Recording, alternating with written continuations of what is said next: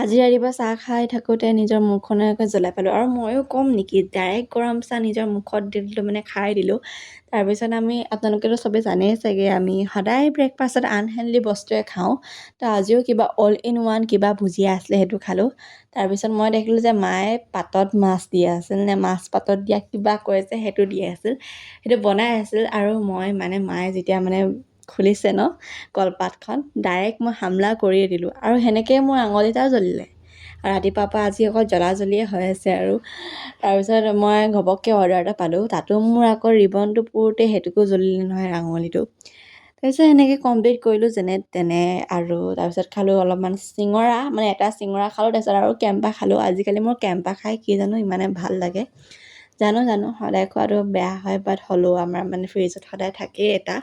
তাৰপিছত অলপমান কৰিলোঁ এছাইনমেণ্ট আৰু ইমান দিনৰ মূৰত মোৰ আছামিজ প্ৰজেক্টখন আজিহে কমপ্লিট হৈছে।